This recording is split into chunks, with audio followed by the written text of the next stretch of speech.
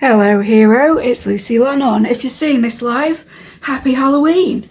If you're not seeing it live, happy whatever day it is, let me know in the comments. Is it a Monday? Is it a Tuesday? How are you doing? What time of year is it? I need all the engagement I can get, but also it is nice to know what you guys are up to, right? So let me know. This will be your family specific reading, because I feel like we've had some very sort of not broad scope readings, but we've had ones that could apply to friends or to family. We've had a bit of partners leaking into things like money readings, career readings, etc. So I want to just be really specific and say this is to do with family, but I don't know in terms of what. You will know more than me because you've seen the subject line. So I'm not taking this one, we're just taking the Chariot. What is going on with the family situation of the people who've picked this reading? Ten of Pence reversed, Chariot, Seven of Wands. Let's have two more, shall we, just for the initial situation. Justice, okay. And this one, Page of Cups. This one also wants to come out. Ooh, Three of Swords, okay. Don't panic, my dudes.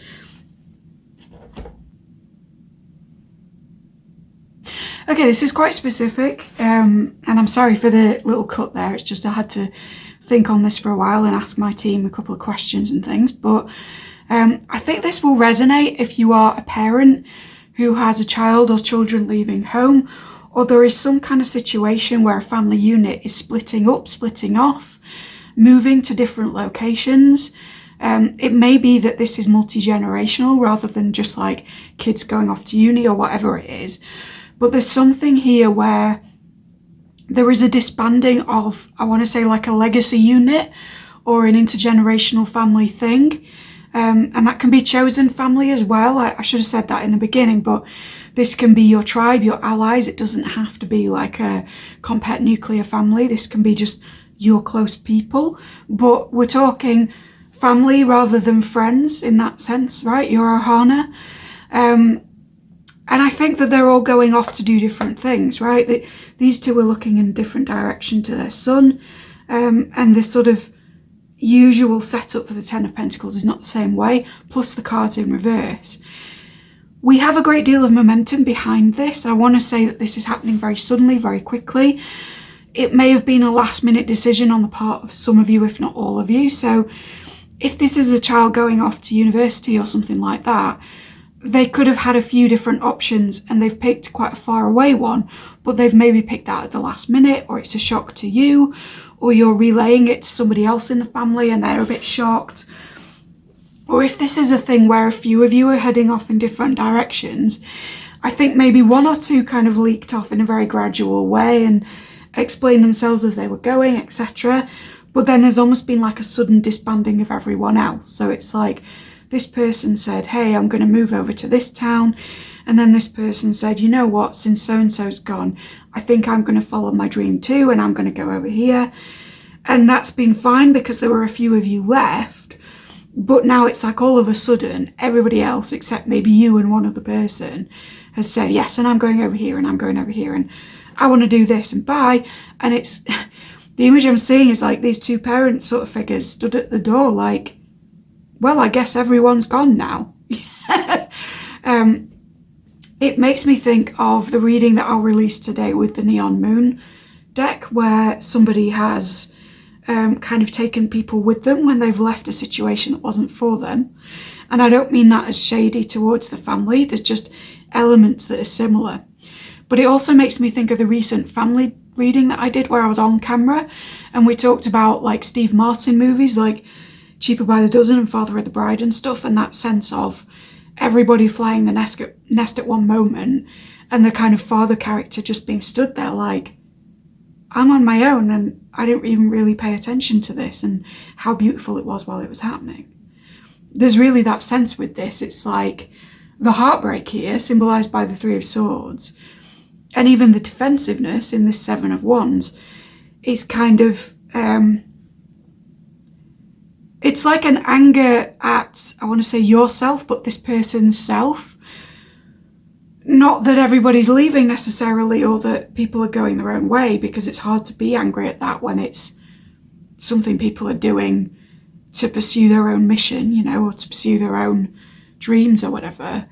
But it's like there's a resentment about having lost that time, or that time coming to an end. This could even be like if you're a parent and your kids are starting school, and there's that feeling, which I know pretty well, of like, oh, I guess that's their childhood at home bit done with, right? And I guess that's the end of my sort of control over what it is that they're influenced by, and who they believe and who they trust, and the person that they're formed to be. It all sort of takes on a slightly different angle when teachers become involved, and best friends become involved, and parents of other families that are around them become involved. And that's not to make any parent seem like a control freak, but it's a very normal feeling to sort of realise that you're no longer the centre of your child's world, and to have a bit of like trepidation around that.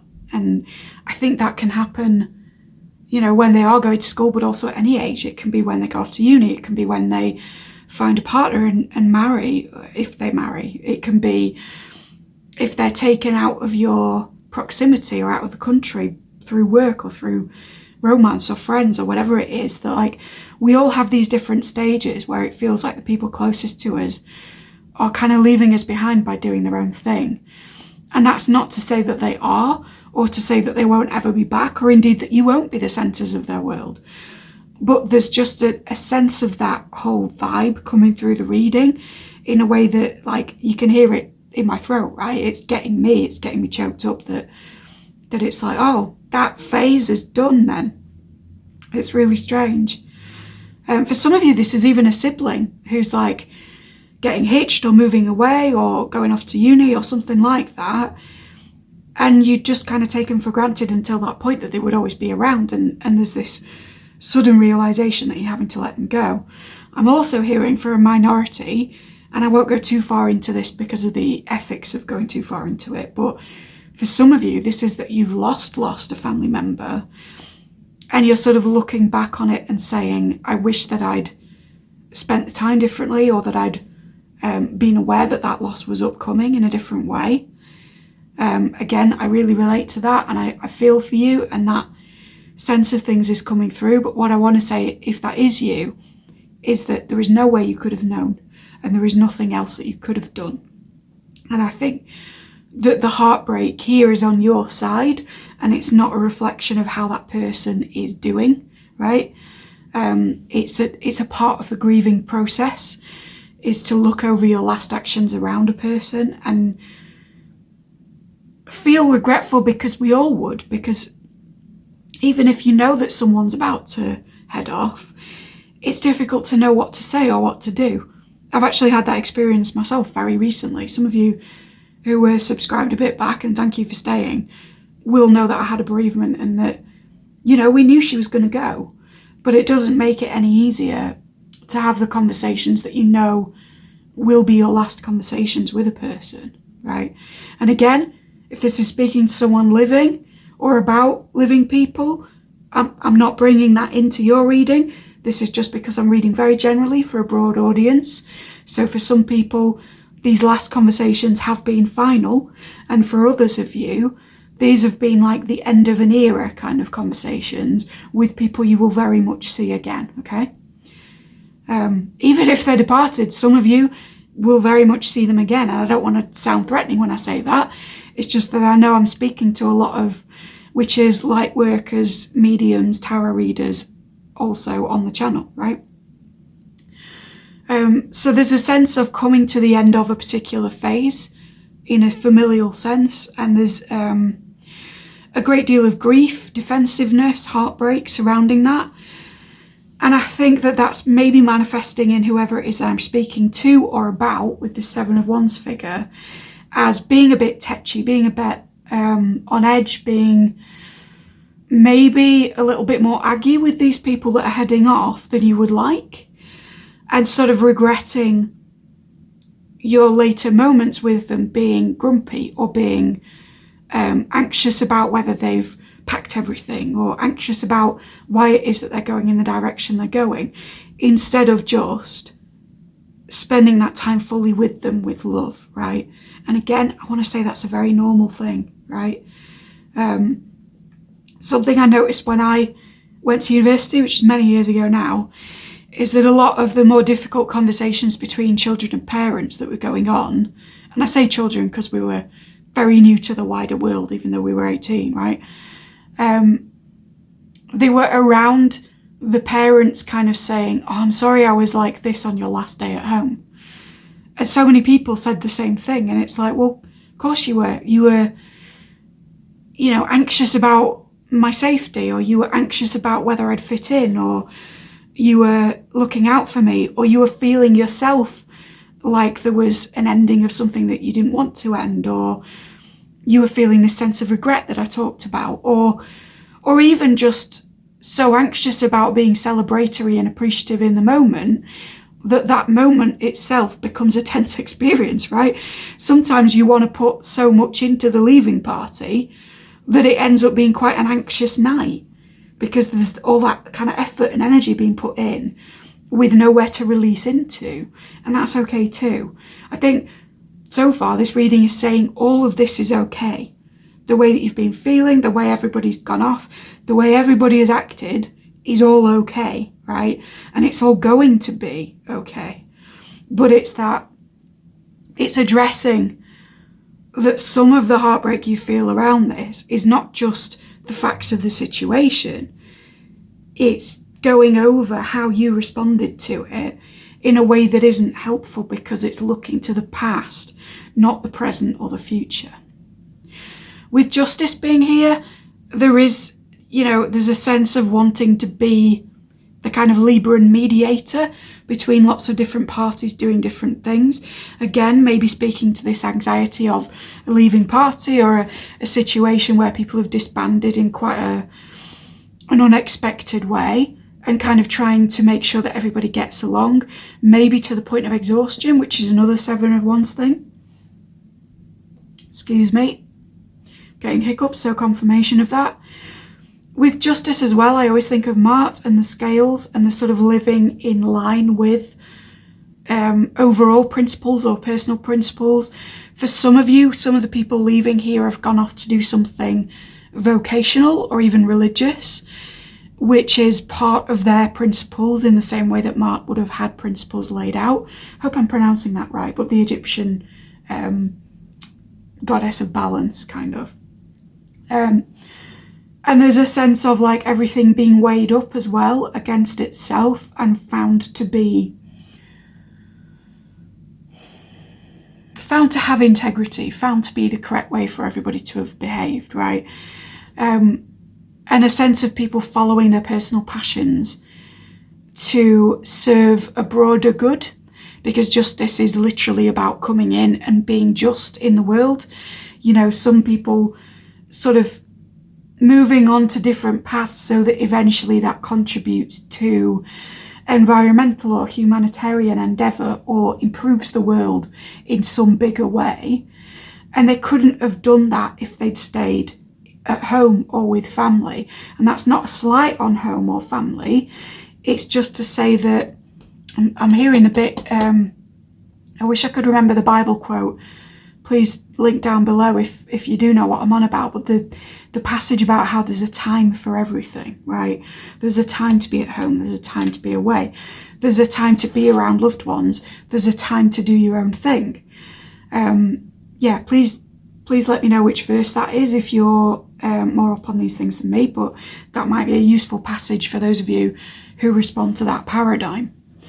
But yeah, with justice, it's like everything is in balance here. Whether or not you feel a personal imbalance around the situation, or someone very close to you does. You could be in the other boat here, and you're going off and doing your own thing, and you're feeling heartbreak or guilt about somebody who's left behind, who seems very angry, very defensive, very anxious about that process. But this reading is telling you it's not unjust on your part to follow your own momentum, in the sense of the chariot, right? And even to meet your own needs, because of the lunar imagery involved in the chariot, and the fact that the moon in astrology is about what is needed, what is nourishing for the whole, what is the most true to a person's individual, unique likes, dislikes, and ways to be fed by their life experience so that they can pour into others, right? The moon is also about nostalgia, but the fact that it's about that seed of nostalgia and past and mother and father very often is sort of the thing that becomes the source for everything else, right? I think of that, the lunar early needs flowering into the kind of Cancerian energy of eventually nourishing other people, caring for other people. Biased with a Cancerian stellium. I know we're not all great, but but it's that thing of lunar stuff being about the personal needs in a way that can be construed sometimes as selfish in order to speak to the broader needs of the group or of society at a later stage, because it's like your own oxygen mask before the oxygen mask of the person next to you. And there is a sense within which going off and doing this stuff for yourself is actually the just thing in a broader way, even if it's difficult for the other people around you. With the Page of Cups sort of finishing off, this speaks to whoever it is that's going off in their own direction, particularly the youngest, if there are a few people doing this. But it's going to lead to a lot of intuition with them speaking to this kind of spirit fish, a lot of wisdom, knowledge. Think the sacred salmon in the kind of luck child type mythologies. It's like being more in touch with self, being more creative, being more expressive, imaginative, having the world open up to you as a place of wonder instead of a hypothetical place that you will explore one day, right? So there's this like release into the overall mission. And again, the Page of Cups, although it's more of a Piscean energy, it does echo that lunar thing of meeting the needs of self in a different way in order to pour into the needs of the universal whole. So I only want to take 4 more on this because I actually think that's pretty comprehensive by itself and speaks to what it is we're here for, what it is we're about right now. But what would Spirit advise to anybody else in this situation? Why are we seeing this now? What is there to know about what's coming up? That kind of stuff. I want this one. And do you? No? Do you want to leap for me if you're coming out then?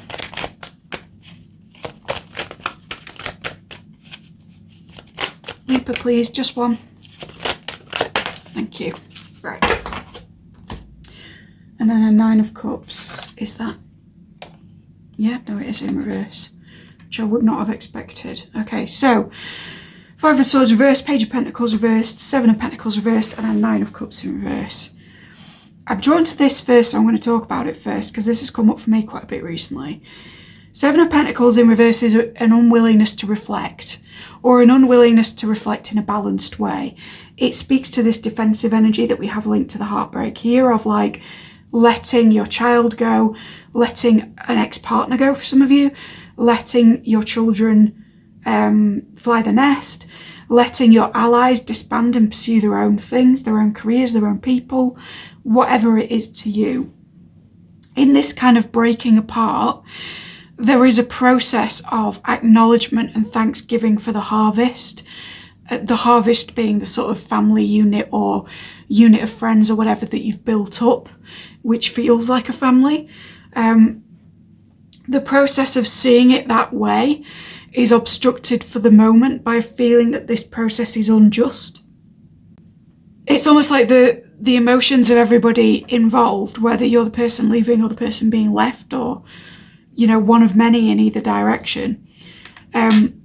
It's also fraught, and it's also sort of disguised as a different energy, sadness coming across as anxiousness or anger, or meeting the needs coming across as steadfastly going in a direction and regaining control, whatever it is. It's like so obfuscated in its own stuff that it's difficult to parse out that like actually this was a wonderful season. We have a lot to harvest here. There are a lot of good memories together. There are a lot of things that we can pull from our time together, even if in the end we separated off, right? For some, this will be the dissolution of a marriage and who takes who where and feelings of injustice and heartbreak around that. But it's like turning this 7 of Pentacles the right way up is the task of whoever's receiving this reading, because overall there is a justice to this situation, and there's certainly stuff to be taken from the time that you did have together, which is valuable and beneficial, no matter how it ended.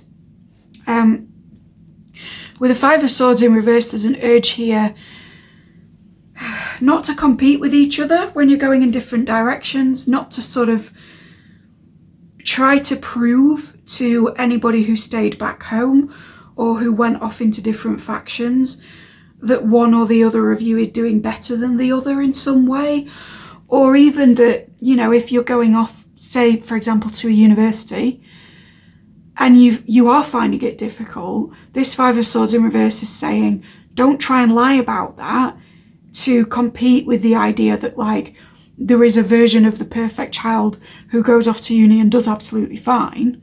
It's okay to say you're not managing all that well if you're not. The more risky option would be to say, yes, and all of your suffering was justified because I'm absolutely fine. And then to actually sort of struggle secretly in that environment because of this.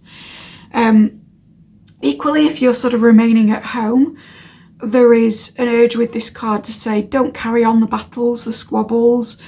Don't kind of pick up the sword by the blade. Don't go for things that hurt yourself, that hurt other people. Allow yourself to take stock of what was good. Allow yourself to feel heartbroken in a private way, and to see the overall justice and pull the momentum in the situation in a healthy way, rather than casting judgment upon those who've gone in their own direction, or feeling so anxious that you're kind of relentlessly keeping in touch and trying to obstruct the flow of whatever it is that's happened here. It's like, either don't compete and don't try and flex that everything's fine all the time, or if you're afraid that everything's fine and that you've just been left behind somehow, resist the temptation to feel so defensive about that you get into conflict with the people who in the end you do miss, and that in the end should be doing their own thing as you once did, right? Page of Pentacles in reverse tells me that you might be a bit worried if you are staying at home, that the person who's gone off to do their own thing is struggling for money or mismanaging resources in some way. I would say that the guidance from this reading is to stay out of that. Let them make their own mistakes. Let them kind of deal with those things in their own way. If this is speaking to very young children starting school or something, for example, this might be that there are initial behavioural problems or squabbles with other kids because of these two together. Stealing of crayons is what comes to mind, or kind of taking toys off somebody else because they don't feel good about not being at home. Again, resist the temptation to involve yourself in that by saying, this is completely wrong for you, we're going to bring you home where it's nice and safe, because actually this is a natural part of this person's maturation. Whether they're 5 or 55, this person needs to learn by themselves to deal with their own resources in a healthy way and relate to other people and their resources and their status in a healthy way. And I think the more that you stay out of it, the better. If you are the person that's left, again, there may be initial struggles to do with these kinds of things, but I don't want you to think that that means that you should never have gone. Again, the overall thing of this spread is all of this was correct, all of it was just, all of it was normal and healthy and part of the family experience. It's just that in breaking away and diverging off, each of you have been put into a status of discomfort, and that's actually the best for your individual growth. And it's that individuation and that strength as your own people all over again that will make you a stronger unit if you do happen to come back together. Finally, the Nine of Cups in reverse. This is like a doubt that this was the dream. So if you've gone off chasing something that is very different to your background, you know, be you a student, an adult, whatever, I think you're going to encounter a temporary moment where you say, this is not working out how I wanted it to at all. I've fucked up here. I don't think you have. I think, again, this is a natural part of the process. And I'm pulled back to the thing I said earlier about wonder, because there's the concept of awe and wonder in art, or the idea of being awestruck in paintings particularly, and also in romantic literature, originally wasn't just about kind of being sparkly-eyed and adoring things in a way where everything's a bit Disney. The concept of striking awe into people was much more tied in with terror simultaneous to beauty. And I bring that up not just because for some of you it's actually relevant to your studies and you may be able to explain it better than me in the comments, but also because like part of this imaginal and abstraction growth and experience of the genuinely new, the creatively minded, maybe even like descent into the personal unconscious and pulling ideas up from that in a fantastic way. Some of that needs a necessary component of fear to work. It's kind of, it's almost like for this person to come into their creative maturation, there needs to be stuff that scares them, that shocks them out of their old mindset, that seems at first not to be the dream realised, so that they get out of their comfort zone enough to look at the world around them and go, my God, it's beautiful, right?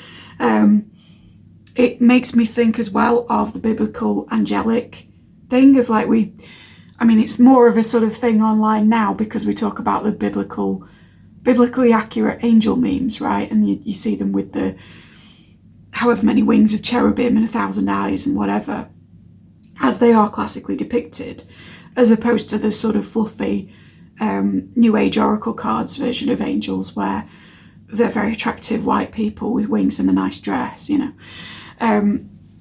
But the original angelic introduction is be not afraid. It's yes, this is the most beautiful thing ever created, but it's also like, and it's terrifying, so don't be too terrified. So there's this simultaneous idea of the most beautiful and best thing for a person who's breaking away from their tribe, also happening alongside things that are terrifying for them, elements of discomfort, elements of squabbling with others, perhaps heartbreak at their end as well, certainly a process of reevaluation at their end as well, in order that they look upon their life as both great and terrible and see it in a new and entirely wonderful way. Now, if this is a reading not for the person who's left, but the person who, again, has stayed behind, the kind of Steve Martin character we talked about, again, you may disagree with whether this was someone else's dream, and it is not your place to say at this time, even if they struggle at first with their new life. And that particularly applies if this is a relationship that broke up or broke off. Whatever direction somebody else goes in is their direction.